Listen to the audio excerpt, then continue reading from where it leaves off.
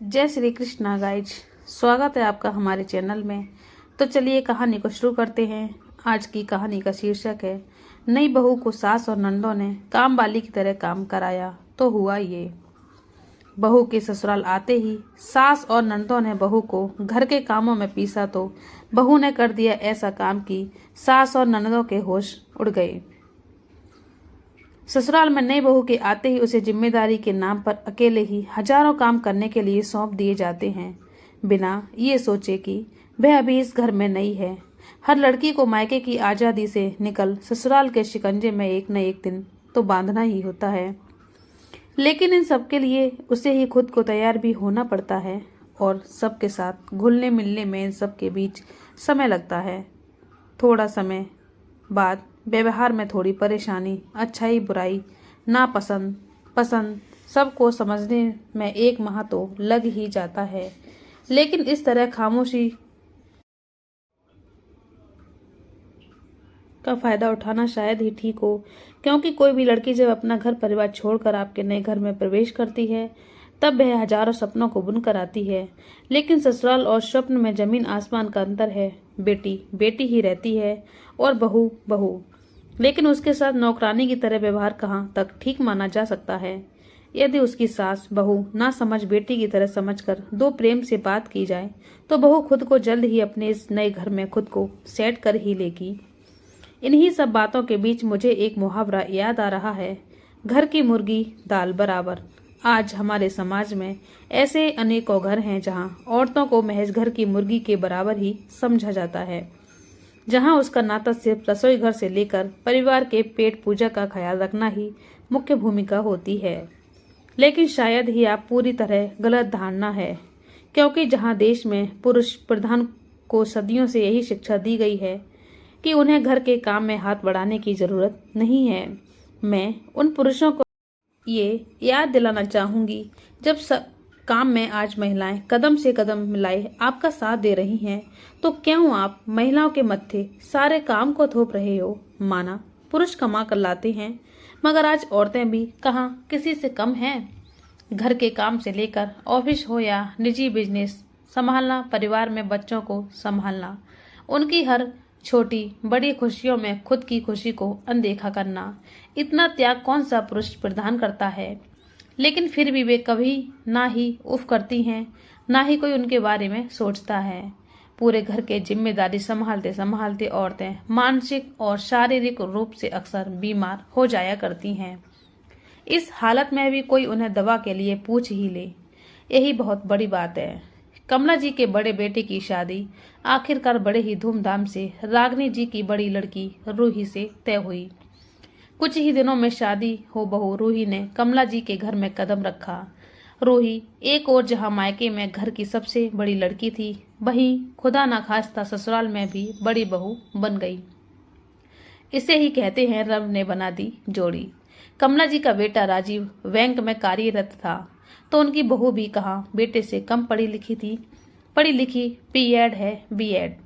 घर के सभी नाते रिश्तेदार मोहल्ले की महिलाएं आपस में बातें कर रही थी। कमला जी की तो किस्मत ही बुलंद निकल गई है। जैसा नाम वैसा ही भाव, सुंदर सुशील शांत स्वभाव की हमारी बहू रूही। कमला जी खुशी से रूही की बलैयां लेते हुए कहीं उसके माथे को चूम लेती। सभी बहू को देख तारीफ पर तारीफ कर रहे थे। ये देख कमला जी फूली ना समा रही थी। बहू रूही का घर में चावल से भरे कलश गिरा के आगमन हुआ। कुछ देर तक तो रस्में रिवाजों की घड़ी चलती रही। फिर कमला जी ने अपने दोनों बेटियों के साथ रूही को उसके कमरे में ले जाने को कहा। अपनी दोनों ननद रीमा और गौरी के साथ अपने कमरे में आ गई। रूही कुछ देर तो बिल्कुल असहज महसूस कर रही थी, लेकिन दोनों ननद ने रूही के साथ जमकर ठाके लगाए। परिवार के और भी बच्चे रूही के कमरे में ही आकर बैठ गए। समय बीतता जा रहा था। रूही रात भर की थकान से बिल्कुल सुस्त हो चुकी थी, ऊपर से भारी लहंगा पहना था। तभी कमला जी आई और बोली, अरे तुम सब यहाँ क्या जमावड़ा लगाए हो। अरे भाभी सदैव के लिए यहीं आई हैं, अब कहीं और थोड़ी जाने वाली हैं। चलो निकलो, उसको भी आराम करने दो। गौरी भाभी की मदद कर दो और लहंगा बदल कर बहू तुम थोड़ा आराम कर लो। जी मम्मी जी, रूही ने धीरे से जवाब दिया। सभी कमला जी का आदेश पाकर कमरे से बाहर चले गए। गौरी और रूही ने मिलकर लहंगे को बदला और रूही आराम करने को लेट गई। भाभी, इतना सुंदर लहंगा कहाँ से लिया आपने? वहीं लाल जी के यहाँ से, रूही ने जवाब दिया। बहुत ही मस्त है, मैं भी वहीं से लूंगी। दोनों के बीच बातचीत होते होते कब आंख लग गई रूही को पता ही न चला। तभी रूही को किसी की आहट कमरे में सुनाई दी। रूही हड़बड़ाकर उठकर बैठ गई और किसी तरह असहज तरीके से पलंग के किनारे खड़ी हो गई। सामने उसका पति राजीव और उसके दोनों देवर अमित और सुमित खड़े थे। राजीव कुछ बोलता उससे पहले अमित ने मजाक के रूप में हंसकर कहा, अरे भाभी, इतना सम्मान मत दो, वरना तो दिन भर बस उठक बैठक ही करती रह जाओगी। उन दोनों ने चुटकी लेते हुए गौरी को जगाया। अरे ओ मोटी, उठ, शाम हो गई, कितना और सोना है। राजीव भी अपना सामान लेकर वापस से कमरे के बाहर चला गया। रूही अब थोड़ा रिलैक्स महसूस कर रही थी। तभी कमला जी रीमा उसकी छोटी ननद के साथ आईं। अरे बहू, आराम कर लिया हो तो अब जल्दी से तैयार होकर नीचे आ जाना, मुंह दिखाई की रस्म करनी है। जी मम्मी जी, रूही ने सिर हिलाकर जवाब दिया। कमला जी जाते जाते रीमा को कह गई, सुंदर सी सजा कर लाना अपनी भाभी को, ताकि सब लोग देखते ही रह जाएं। अरे मम्मी, भाभी को क्या सुंदर बनाना, भाभी तो पहले से ही बहुत सुंदर हैं। रूही कुछ ही देर में चुनरी वाली साड़ी पहनकर घूंघट में नीचे आ गई। सबके पैर छूकर वहीं बीच में बैठ गई। रूही को सबने ढोलक दे दी। कुछ देर तो रूही चुप रही, फिर उसे जो आता था उसने थाप सुना दी। थाप के साथ ही गाना भी गा दिया। सबने जमकर ताली बजाई। फिर शुरू हुई मुंह दिखाई की रस्म। सभी रूही की तारीफ कर रहे थे, मगर रूही इतना थक चुकी थी कि उसे ये सब बिल्कुल रास नहीं आ रहा था। लेकिन फिर भी सबको मुस्कुरा करके जवाब देना और लगातार पैर छूना से रूही की आज कमर ही टूट रही थी। मानो लगातार जैसे जैसे रिवाज समाप्त हुए, कुछ रिश्तेदार आज ही अपने घर को लौट गए। रूही भी अपने कमरे में आ गई। सबके चहल पहल के बीच वो पैर को सीधा कर लेट गई। तभी रूही की ननद गौरी कमरे में आई और बोली, भाभी, कल आपका एग्जाम है? और आंख मारते हुए बोली, ऑल द बेस्ट भाभी, गुड नाइट। रूही कुछ समझती कि गौरी दरवाजा बंद करके चली गई। रात को कमर दर्द से रूही इतना रोने लगी कि उसे घर की याद आ गई। तभी बगल में लेटे पतिदेव राजीव की नींद खुल गई। क्या हुआ रूही? रूही चुप होकर बोली, कुछ नहीं, बस हल्का कमर में दर्द है, लेटा नहीं जा रहा है। क्या यहाँ आयोडेक्स या कोई कमर दर्द की दवा है? हाँ, मैं अभी देता हूँ, कहकर राजीव ने आयोडेक्स निकालकर रूही की कमर पर लगा दी। आराम पड़ने से रूही आराम से सो गई। अगले दिन रूही सुबह सुबह ही नहा धोकर नीचे आ गई। मंदिर में हाथ जोड़ 2 मिनट तक मम्मी जी को शांत होकर देखती रही। कमला जी गुनगुनाते अंदाज में फूलों की क्योरियों को ऐसे सहेज रही थी मानो पूरे घर की देखभाल भी ऐसे ही की हो। पापा जी बाहर गार्डन में बैठकर पेपर की बाट लगा रहे थे। सालों के बाद खबर कम, अब विज्ञापन ज्यादा रहते हैं। मौसा जी भी हाँ में हाँ मिलाए पड़े थे और एक साथ बैठकर चाय की चुस्की के साथ भड़ास निकाल रहे थे। तभी मम्मी जी की नज़र रूही पर पड़ गई। अरे रूही बहू, तुम कब आई?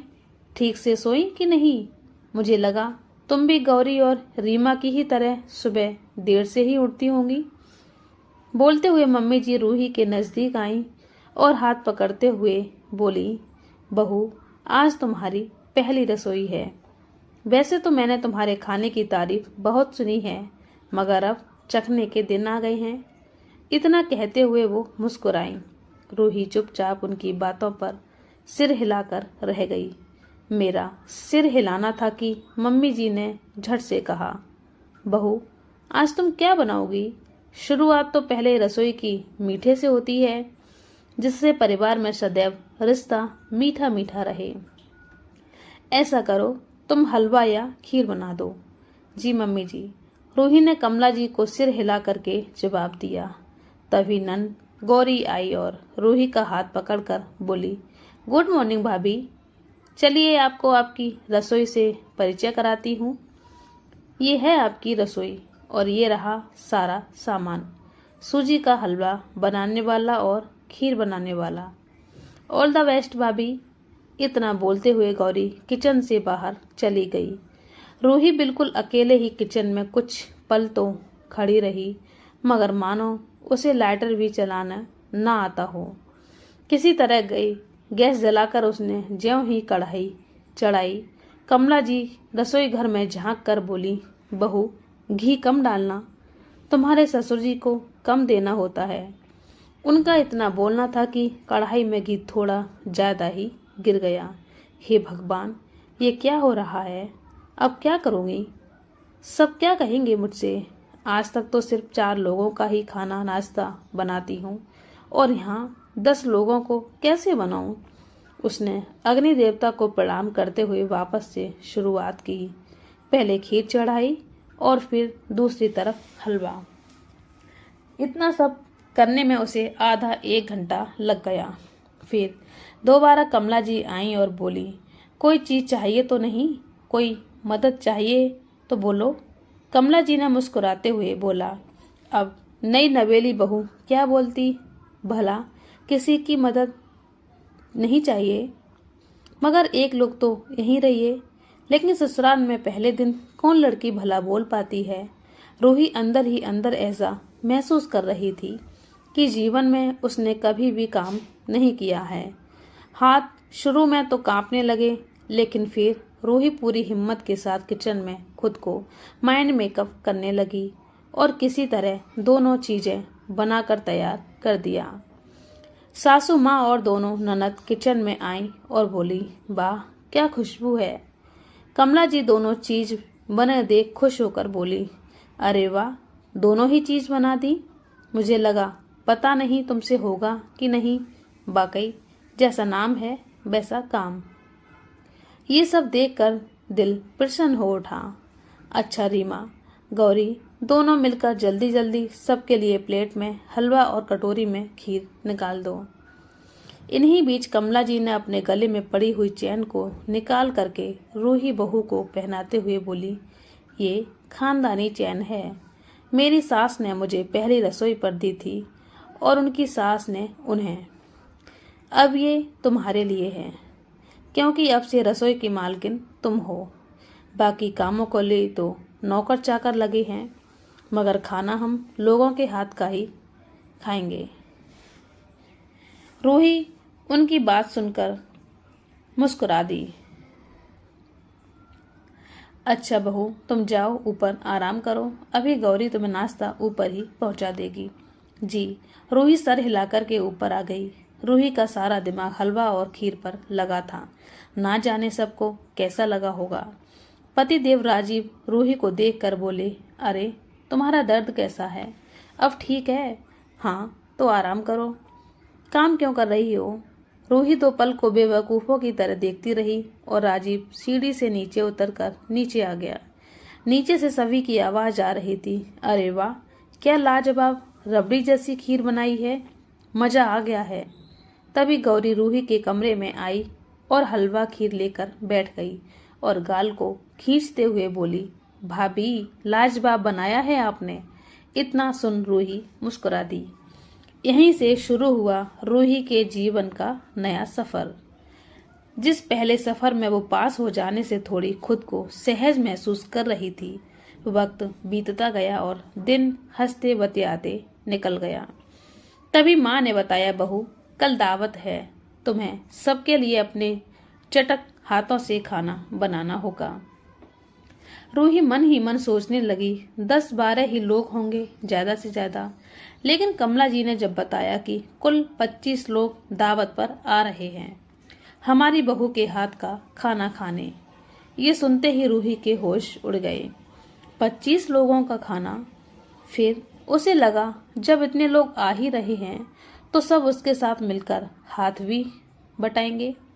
रूही पूरी रात इस बात में उलझी रही कि इतने लोगों के लिए क्या बनाए। अगली सुबह रूही जब नहा धोकर आई तो रूही मंदिर में हाथ जोड़कर पलटी। रूही ने कमला जी के पैर छुए तो आशीर्वाद देते हुए कमला जी बोली, कितनी संस्कारी बहू है हमारी। अरे बहू, कल बताया था ना आज घर पर कुछ मेहमान आ रहे हैं। तुमने क्या क्या सोचा है बनाने को। रूही बिल्कुल समझ नहीं पा रही थी कि अब क्या बोले। सासू माँ से उसने 2 पल रुककर बोला, मम्मी आप ही बता दीजिए, वही बना दूंगी। कमला जी ने खाने का मेन्यू बताना शुरू किया। सब्जी में दम आलू, मटर पनीर की सब्जी, पूरी, पुलाव, बूंदी का रायता, सलाद और मीठे में तुम चाहो तो खीर बना लो या रहने दो, मीठे में हम लोग रसगुल्ला चला देंगे। बहुत सारे रखे हुए हैं। रूही इतना सब सुनकर चौंक गई। फिर सोचने लगी कितना चाहने वाला ससुराल मिला है। इतने लोगों के खाने बनाने के लिए कम से कम दोनों ननद में से एक भी साथ रहेगी तो सब झटपट हो जाएगा। रूही किचन में गई और सारे सामान ढूंढने की कोशिश करने लगी। रूही सोचने पर मजबूर हो गई कि कैसे कोई इतना कुछ बनाए। रूही अभी सोच ही रही थी कि किसी को आवाज दूं। तभी रूही की ननद गौरी किचन में आ गई। गौरी, क्या खोज रही हो भाभी आप? वो खाना बनाना है ना, तो वही सारा सामान ढूंढ रही हूँ। अच्छा हुआ आप आ गई, मुझे तो कुछ मिल ही नहीं रहा है। हाँ, क्योंकि अभी आप नहीं है ना, गौरी मुस्कुराते हुए बोली और झट से सारा सामान उसने 2 मिनट में रैक पर रख दिया। क्या क्या बनाना है? रूही ने बताया। उसकी ननद ने तुरंत सारा सामान इकट्ठा करके निकाल दिया और किचन से चलती बनी। हर कुछ मिनट पर रूही की दोनों ननद आकर किचन के दरवाजे से पूछती, अरे भाभी कोई काम हो तो बताइए। रूही का बिना जवाब सुने मुस्कुराकर चली जाती। रूही मन ही मन सोचती कि कैसा परिवार है। अगर इन लोगों को मेरी मदद ही करनी होती तो बिना पूछे ही मिलकर काम करा देती, लेकिन इन लोगों को तो फॉर्मेलिटी करनी है। करते करते रूही लगभग सारा खाना बना चुकी थी, बस पूरी बेलने को रह गई थी। तभी घर पर पति देव राजीव आ गया और रूही को अकेले किचन में देखकर अपनी बहनों से बोला, अरे कम से कम अपनी भाभी का हाथ तो बटा दो। भाई की बात सुनते ही दोनों बहनों ने एक सुर में कहा, हमें तो बड़ी अच्छी भाभी मिली है जो कोई काम ही नहीं कराती हैं। इतनी प्यारी भाभी किसको मिलने वाली हैं? ये सब सुन रूही दुखी हो गई कि कैसी बहनें हैं जो भाई के आगे भी मुकर गईं।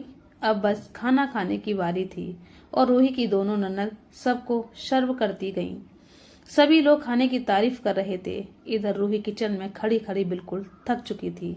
उसे अब सिर्फ बैठने की इच्छा थी, लेकिन कहाँ आसान होता है ये सब ससुराल में। उसे बीच में कभी मौसी, कभी चाची, कभी कोई आ ही जाता और उन्हीं बीच में सबके पैर छूना, सब कुछ एक आजाद घर की लड़की के लिए मुश्किल हो जाता है। आखिरकार किसी तरह हो वक्त बीतता गया। सासू माँ बड़ी खुश थी कि उनकी बहू की तारीफ हुई, लेकिन बहू की स्थिति का अंदाजा महज सिर्फ और सिर्फ रूही ही लगा सकती थी कि वो कितनी थक चुकी है। इस समय रूही को बिस्तर की याद आ रही थी। सासू माँ ने रूही को 551 रुपए थमाते हुए बोला, तुम्हारा नेक बहू। रूही को लगा कि जैसे महाराज को घर पर पैसे मम्मी दिया करती थी, आज ठीक वैसे ही उसे उसकी सास ने दिए हैं। सबके जाने के बाद रूही थोड़ा बहुत खाना खाकर अपने कमरे में चली गई। बिस्तर पर पड़ते ही उसकी आंखों में आंसू छलक गए। कैसा परिवार है। फोन उठाकर देखा तो घर के 6 मिस्ड कॉल पड़े हुए थे। उसने फोन मिलाकर बात की, सबका हालचाल लेकर फोन रख दिया। रूही समझती थी कि जिंदगी की असली रात ससुराल है, जहां हजारों लोगों के होते हुए भी अकेले ही सोचते सोचते कब सो गई उसे पता ही ना चला। अब रूही की हर दिन ही इन सब में कब बीत जाता उसे महसूस भी ना होता। ऊपर से कमला जी हर बात पर ये कहती, ये घर सिर्फ अब तुम्हारा है, इसे तुम्हें ही अब संभालना है। रूही बिना जवाब दिए काम करती रहती। रोज जब हर कोई सोता रहता तभी रूही की सुबह हो जाती है। देवर का कॉलेज, पतिदेव का ऑफिस, ननद का स्कूल और सुबह का सबका नाश्ता। हर रोज रूही अपने परिवार के लिए जल्दी उठती और अपने कार्य में जुट जाती। अब आप कहेंगे इसमें नया क्या है? ये तो हर गृहिणी की कहानी है, जिसकी दिनचर्या ही परिश्रम से शुरू होती है और परिश्रम पर बंद। यही तो है महिलाओं का काम, जो मर्द प्रधान को बहुत ही आसान लगता है। मगर कभी निभाकर तो देखिए जनाब, एक दिन में ही एक महिला का परिश्रम समझ आ जाएगा। रोज सुबह का कार्य पूरा करने के बाद घर में झाड़ू पोंछा, धूल को झाड़ना पोंछना, कमरे को ठीक करना, घर के राशन खरीदने की लिस्ट बनाना, सबके कपड़े धोना और उसे सुखाने के लिए छत तक की दौड़। यही तो है अब रूही की जिंदगी का हिस्सा।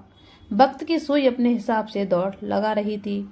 रूही की शादी को देखते देखते 1 साल गुजर गए। उसे बीच घर में एक साथ 2 खुशियां आईं। पहली, रूही प्रेग्नेंट थी, तो दूसरी गौरी की शादी। रूही को लगा शायद अब तो आराम कुछ दिन कर ही लूंगी, मगर उन्हीं बीच घर में गौरी की शादी पड़ने से रूही के लिए पूरा दिन ही बिल्कुल हाइड्रोलिक हो जाता था। लेकिन कौन सा घर पोते की आस में बहू को आराम नहीं देता। कमला जी ने भी रूही के कामों को कम करने का प्रयास किया। कुछ दिन के लिए बाई और महाराजिन लगा दी, लेकिन रूही पर दिन भर की भाग दौड़ अब भी कहाँ कम थी। घर की बड़ी बहू जो ठहरी, वक्त भी अपनी रफ्तार पकड़े दौड़ रहा था। कुछ ही महीनों में रूही का समय पूरा होने को हो गया और उसकी डिलीवरी हुई। मुबारक हो, बेटी हुई है। रूही ये सुन उदास हो गई कि मम्मी जी को तो चिराग चाहिए था।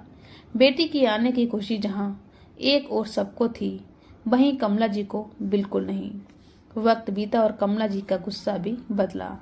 आखिर उन्होंने 1 हफ्ते बाद अपनी लक्ष्मी को स्वीकार ही लिया, ये बोलते हुए कि जल्दी अपनी मम्मी को बोलना कि तुम्हारे लिए एक भैया लेती आए।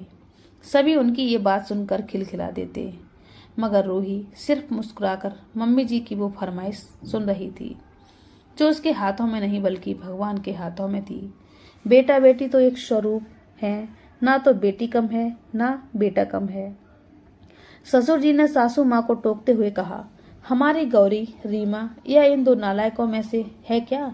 अरे बहू, अच्छा हुआ नालायक ने जन्म न लिया, वरना ये 3 मिलकर के उसे भी खराब कर देते हैं। देखिए जी, पोती होने का घमंड ज्यादा ना करो। पोती भी तो मेरे नालायक की वजह से हमारे आंगन में है। सासू माँ ससुर जी से रूठते मिजाज में बोली और पोती का नाम झट से रख दिया, दिशा। घर के हर कोने में हर जगह दिशा दिशा का ही गूंज रहती है। समय के साथ गौरी बड़ी होती गई और रूही की आफतें बढ़ती गईं। अब घर में एक हिस्सा ऐसा था जिसका ख्याल ज्यादा से ज्यादा मेरे ऊपर ही डिपेंड था। दिशा को दूध पिलाना, उसका ख्याल रखना, खाना पीना सब कुछ मुश्किल था। दिशा की पूजा पाठ पर भी सब कुछ मुझे ही तो निभाना था। निभाते निभाते सासू माँ की हर बात को अमल करते करते मैं भी थक सी रही थी। शादी होने के बाद सुनती आई थी, सब कुछ बहुत अच्छा होता है, लेकिन उससे अच्छे की कड़ी यही है जिसे रूही निभाई जा रही थी, मगर निभा ही नहीं रही थी। काश घर के किसी कोने से मेरे लिए पुकार आए कि बहू तुम भी आराम कर लो। न नींद पूरी होती है, न दिशा की भूख। पूरे दिन जागना, रात रात भर दिशा का जागना, उसके पीछे मुझे भी जागना, उसके बाद सुबह के काम। लड़कियों का कितना मुश्किलों का सफर है अपने परिवार के साथ। वक्त के साथ दिशा भी बड़ी होने लगी और रूही बिल्कुल निस्सहाय। जहाँ एक और बाकी घर वाले चैन की नींद सोते, वहीं रूही ना तो नींद पूरी कर पाती ना ही आराम। उसके पूरे दिन की भूमिका महज कमरे से किचन तक और किचन से कमरा हो गई थी। कभी कभी रूही जब किचन में खाना बनाती रहती तो तभी दिशा सोकर उठ जाती और उसे ना पाकर रोने लगती। रूही किचन को जैसे तैसे छोड़कर गैस को कम करके कमरे में दिशा के पास भागती। ज्यों ही उसे ध्यान आ जाता कि गैस बंद करनी थी, वैसे ही गैस बंद करने के लिए दौड़ पड़ती। यही कारण था कि जब तक दिशा सोती रहती, रूही फटाफट अपने कामों को निपटाने में जुटी रहती। लेकिन कहाँ इतना आसान होता है अकेले सुपर वुमेन बनना। वक्त बीतता गया, दिशा भी समय के साथ बड़ी हो गई। रूही की परेशानियां थोड़ी कम नहीं बल्कि और दिन पर दिन बढ़ती गईं। दिशा की पसंद का लंच बनाना, उसकी पसंद को ध्यान देना, उसकी हर छोटी छोटी बातों को पूरा करना। जैसे रूही के ही तो काम थे, घर के बाकी सदस्य सिर्फ फरमाइश करते। शादी के बाद गौरी अक्सर 2-2 महीने यहीं पड़ी रहती। उस पर भी कभी कोई ये नहीं सोचता कि भाभी फिर थक जाती होगी, मगर गौरी जरूर दिशा से कहती, तुम्हारी मम्मा सुपर वुमेन है। दिशा खिलखिला उठती। राजीव उसे तो कोई फर्क ही नहीं है कि रूही कैसा महसूस कर रही है। वह भी थक जाती होगी, उसे भी आराम की जरूरत है। बल्कि उल्टा कहता फिरता, रूही तुम हर काम में ढीली होती जा रही हो, कछुए से भी ज्यादा सुस्त हो गई हो। आखिर हो क्या गया है तुम्हें? एक समय तुम हर काम में एक्टिव रहती थी, आज तुम बिल्कुल सुस्त सी होती जा रही हो। राजीव ने पीछे रखी बाल्टी को पांव से धकेलते हुए बाहर निकलते हुए कहा, अच्छा आज मुझे देर होगी आने में, तुम दिशा को स्कूल से लेती आना। रूही सोचने लगी, क्या दिशा सिर्फ और सिर्फ अकेले मेरी जिम्मेदारी है? राजीव अपने दोनों भाइयों को भी तो लाने को कह सकते थे, लेकिन रूही ने कुछ भी जवाब नहीं दिया। अब रूही की जिम्मेदारियां दिन पर दिन बढ़ती जा रही थी। एक दिन कमला जी सीढ़ियों से फिसलकर नीचे गिर गईं। अब क्या हुआ? सोने पर सुहागा।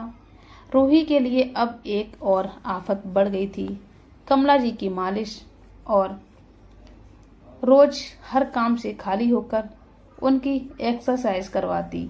यही सब करते करते रूही की शादी को अब तक 9 साल गुजर गए, लेकिन रूही ने कभी उफ तक ना की। हर कोई उसे सुनाकर निकल जाता, लेकिन रूही चुपचाप सुनती रहती। एक रोज उसने राजीव से इस बात पर बात करने की कोशिश भी की, तो राजीव ने उल्टा जवाब दिया, तो कौन करेगा? अरे जब उन्हें ही करना था तो शादी ही क्यों करती? तुम्हें किस चीज की जरूरत है, बोलो, तुम्हें दिला दी जाएगी। रूही ने राजीव से कुछ भी कहना ठीक नहीं समझा। वो समझ चुकी थी अब उसकी जिंदगी इन्हीं बंधनों में बंध चुकी है। रूही एक रोज खुद को बिल्कुल बीमार महसूस कर रही थी। उसने सब काम निपटा कर दिशा को सुलाकर अपने घर अपनी बहन से बात करने लगी। बात ही बात में फूट फूट कर रोने लगी। ये देख उसकी बहन ने उसे एक रास्ता दिखाया, क्यों नहीं तुम कुछ दिन के लिए यहाँ आ जाओ। रूही जानती थी इतना आसान नहीं है इस घर से बाहर निकलना। एक रोज फिर उसने राजीव से कहा, राजीव मैं थक जाती हूँ, मुझे भी आराम चाहिए। राजीव ने कमला जी की तरह ताने मारते हुए कहा, काम ही क्या है तुम्हें, करती ही क्या हो, रोज एक ही बात लेकर बैठ जाती हो। शादी के 10 साल गुजर गए राजीव, मगर आप अभी तक ये नहीं जान पाए कि मैं करती क्या हूँ। रूही ने राजीव से कहा, हाँ वैसे भी आप कहाँ से जानेंगे, ये सब जब करना पड़े तब समझ आता है कि मैं करती क्या हूँ। रूही ने तय कर लिया था आज जो भी हो जाए वो राजीव को समझा के ही रहेगी कि वो क्या करती आ रही है इन 10 सालों में। रूही बोली, तो सुनिए आपकी बीवी करती क्या है। जब पूरा घर सोता है तब आपकी पत्नी उठकर सारा काम पूरा करना शुरू कर देती है। घर का नाश्ता पानी से लेकर खाना पीना तक। इतना ही नहीं, सबकी फरमाइश को भूखा रहकर पूरा करती है। दिशा को स्कूल से लाना छोड़ना, घर पर उसके होमवर्क को पूरा कराना और सासू माँ की मालिश। और आपके जाने के बाद का हाल पता है कैसा होता है? नहीं पता ना, तो जानिए वो भी क्या होता है। उसके बाद जिस वक्त आप उल्हाना देते हुए घर से ऑफिस के लिए निकलते हैं ना, आपकी गाड़ी की चाबी, खाने का डिब्बा और रोज की तरह यह याद दिलाना, दिशा को आप लाएंगे या मैं लेकर आऊं। आपके जाने के बाद घर में छूटा हुआ काम पता है क्या होता है? टेबल पर पड़ा अखबार जिसके ऊपर चाय का कप रखा होता है, बाथरूम में पड़े आपके और दिशा के गीले कपड़े, चड्डी बनियान और ठीक से बंद ना किया हुआ नल जिसकी टोंटी से बूंद बूंद गिरता पानी, बिस्तर पर पड़ा गीला तौलिया और हेयर ऑयल का ढक्कन खुला हुआ फेंका रहता है जिससे ना जाने कितना तेल हर रोज बिस्तर पर गिरा रहता है, जिसे साफ करने में घंटों मेहनत लगती है। अलमारी से निकाली हुई 3-4 जोड़ी पैंट शर्ट, जिनमें से एक जोड़ी ही आप पहन कर जाते हैं, बाकी बिस्तर पर ही फेंक कर निकल जाते हैं। दिशा के द्वारा चलाई गई तेज आवाज में टीवी, जिस पर दिशा के पसंद के कार्टून नेटवर्क चलता रहता है, और मैं रूही, आपकी पत्नी, जिसे ये सब रोज की तरह आप व्यवस्थित करती आ रही है इन 10 सालों से, जिसे आज तक किसी को ना दिखा। कभी सोचा आपने कि कैसे ये घर हरदम व्यवस्थित दिखता है? नहीं सोचा। क्यों सोचिएगा, ये तो औरतों का काम है ना। बोल दीजिए। रूही की आंखें इतना सब कुछ बोलते बोलते आंसुओं से भर आईं। अभी इतना ही नहीं, और सुनिए। हर रोज आपके जाने के बाद फर्श पर घंटों की मेहनत कर आपके घर को चमकाती हूँ। सबके जूतों के बने निशान पर घंटों पोंछा लगाकर पहुँचती हूँ। क्या आपने कभी सोचा है कि बिस्तर से आपका गीला तौलिया कैसे गायब हो जाता है? हर शाम आपका गंदा कमरा कैसे साफ होता है? हर सुबह फ्रिज को साफ करना होगा, दूध दही और घर के बाकी राशन को देखते रहना, उनकी लिस्ट तैयार करना, बाजार से आए सामान को चेक करना कि कुछ छूटा तो नहीं है, फिर पाई पाई पैसे को जोड़ना, कितना किसमें लगा, क्या बचा, उसमें दिशा की पढ़ाई पर भी ध्यान देना।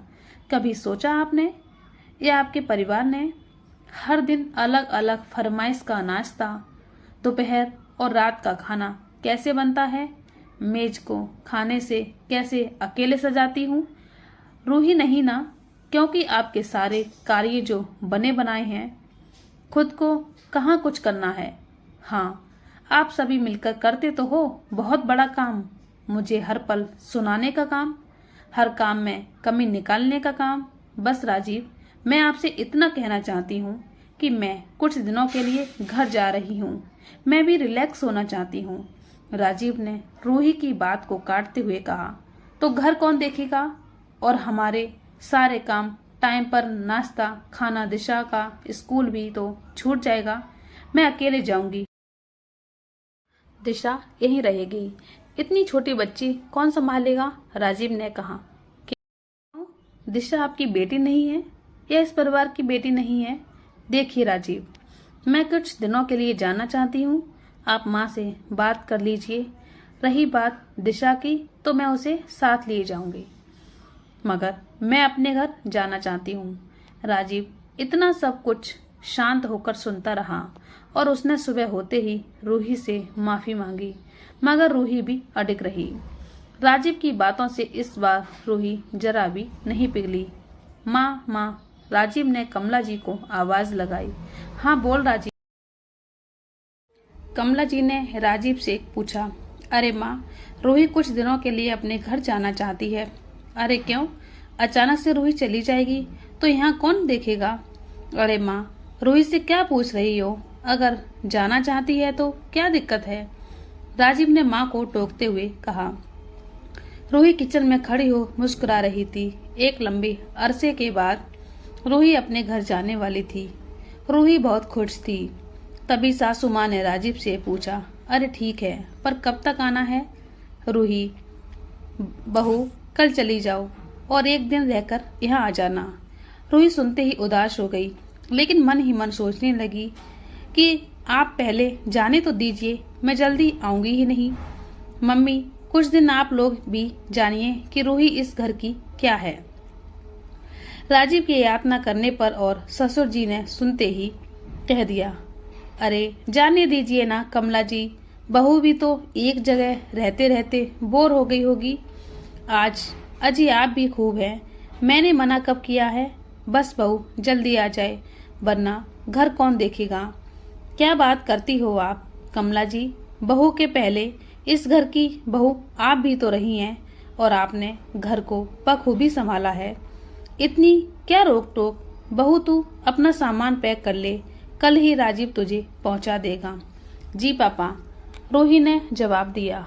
रूही आज बहुत खुश थी कि कितने सालों के बाद अपने घर की दहलीज पर कदम रखेगी। खुलकर हंसेगी, बोलेगी, सोएगी, सांस लेगी। रूही ने रात में ही चना भिगो दिए और सुबह उठते ही चने की दाल का भरमा पराठा, खीर, आलू टमाटर की सब्जी बना दी। सबको एक बार चाय भी पिला दी और तैयार हो गई। गौरी ने रूही को इतना खुश होते देख पूछा, अरे भाभी, आज तो आप बहुत खुश हो, कोई खुशी की बात है क्या? हाँ, मैं अभी अपने घर निकल रही हूँ। अरे, इतनी सालों बाद वो भी अचानक? गौरी ने कहा, नहीं, कल मम्मी जी से पूछा था, तब जा रही हूँ। अच्छा, गौरी ने दुखी मन से कहा, कब आएंगी आप? देखिए, 2 दिन रुक कर। गौरी खुश हो गई। रूही गौरी की भावनाएं समझ गई कि उसके मन में क्या चल रहा है। तभी राजीव ने आवाज लगाई, अरे रूही, निकलो भाई, देर हो रही है। जी आई। रूही ने कमला जी और पापा जी के पैर छुए तो कमला जी ने तुरंत कहा, जल्दी आना बहू, तुम्हारे बिना ये घर सूना हो जाएगा। जी मम्मी, रूही ने जवाब दिया। इधर रूही अपनी बेटी के साथ अपने घर आ गई और सबसे सालों बाद मिल बहुत खुश हो गई। राजीव के जाते ही रूही बहुत खुश हुई और फिर क्या, शाम के खाने पर उसने इन 10 सालों की कहानी 10 मिनट भी न लगाते हुए सुनाने लगी। सभी चकित रह गए। इतना सीधा साधा परिवार और इस तरह की हरकत। रूही ने 2 दिन रहकर जाना चाहा। रुकना तो वो भी चाहती थी, लेकिन उसने फॉर्मेलिटी में फोन करके पूछा, कुछ दिन और रुक जाऊं? अब बेचारे राजीव शांत थे। ठीक है, रह जाओ, लेकिन घर को तुम्हारी बहुत जरूरत है। रूही इन दिनों, अरे ऐसे कैसे, आप सब तो वही हैं, मैं ही तो नहीं हूँ, तो क्या बिगड़ रहा है? घर पर सब ठीक है? राजीव ने दबे मन से कहा, हाँ ठीक है, बाद में बात करता हूँ। रूही इन दिनों इतनी कमजोर हो रह चुकी थी कि सबने उसका हीमोग्लोबिन चेक करवाया तो हीमोग्लोबिन बहुत ही कम निकला। डॉक्टर ने आराम करने को लिखा और खूब खाने को कहा। रूही बताने लगी, वहां से तो मैं पानी तक सही से पी नहीं पाती हूँ, भूल जाती हूँ सारे कामों में। इतना बोल उसकी आंखें छलक गई। करते करते रूही 1 हफ्ते किसी तरह अपने मायके ही रुकी रही। एक दिन रूही को लेने उसके घर से राजीव और देवर जी आ गए। अब तो रूही चाहकर भी रुक न सकी, दबे मन से वापस अपने ससुराल आ गई। इधर जब वो ससुराल आई तो उसने देखा पूरा घर अस्त व्यस्त बिखरा पड़ा है। किचन में उसकी छोटी ननद रीमा खाना बना रही थी और कमला जी लगातार उसकी मदद कर रही थी। रूही चुपचाप अपने कमरे से ये नजारा देखती रही। अगली सुबह रूही जल्दी ना उठी और उसे किचन से गौरी के बड़बड़ाने की आवाजें आईं। अरे, जब भाभी गई थी तो ठीक ठाक थी, वहां जाते ही बीमार पड़ गई। तभी ससुर जी गुस्सा होते हुए बोले, क्यों, वो इंसान नहीं है? पूरी साल तो इस घर में रूही ही देखती है हर जगह। बीमार है तो आराम कर लेने दो कुछ दिन। गौरी चुप हो गई और कमला जी के साथ मिलकर खाना बनाने लगी थी। 2 दिन तक घर का ये स्वरूप रूही को सुकून दे रहा था कि तभी पापा जी ने बड़ी जोर से बरामदे में बैठे बैठे कहा, अजी कमला जी, जरा पकौड़े तल दीजिए तो मजा ही आ जाएगा। कमला जी ने तेज गुस्साते हुए ससुर जी को जवाब दिया, हाँ जी, यहाँ गर्मी में खड़े खड़े पसीना टपक रहा है और इनको पकौड़े चाहिए। पकौड़े की तरह तलने की मुझे जरूरत नहीं है, खड़े खड़े पैरों में दर्द हो रहा है। अरे भगवान, पकौड़े और आपके पसीने से क्या लेना देना है? अच्छा, तो जरा किचन में खड़े होकर के आधे घंटे काम कर लीजिए, समझ में आ जाएगा पकौड़े की कीमत। कमला जी ने पापा जी को जवाब देते हुए कहा।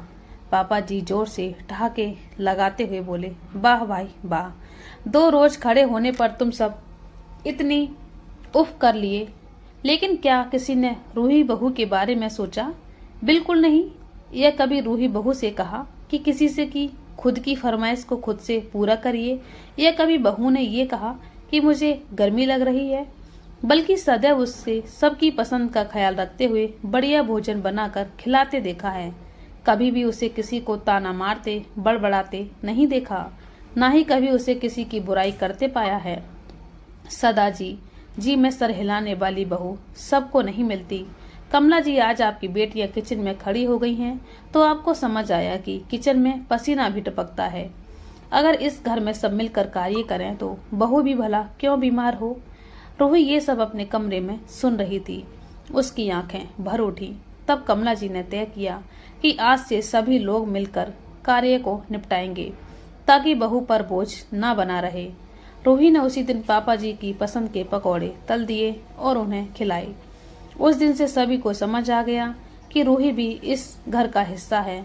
उसने पूरे घर को संभाल रखा है। रूही जैसे अनगिनत बहुएं इस मकर जाल में पिसती रहती हैं, मगर रूही जैसी बहू मिलना सबके नसीब में नहीं होती हैं। तो दोस्तों, ये कहानी आपको कैसी लगी है हमें कमेंट करके जरूर बताना। और आप हमारे चैनल पर नए हैं तो हमारे चैनल को सब्सक्राइब कर हमें थोड़ा सपोर्ट कीजिए। बेल आइकन को दबा दीजिए ताकि कहानी का नोटिफिकेशन आपको मिलता रहेगा। कहानी को पूरा देखने के लिए धन्यवाद। तो चलिए मिलते हैं एक और नई कहानी के साथ। तब तक के लिए जय श्री कृष्णा, राधे राधे।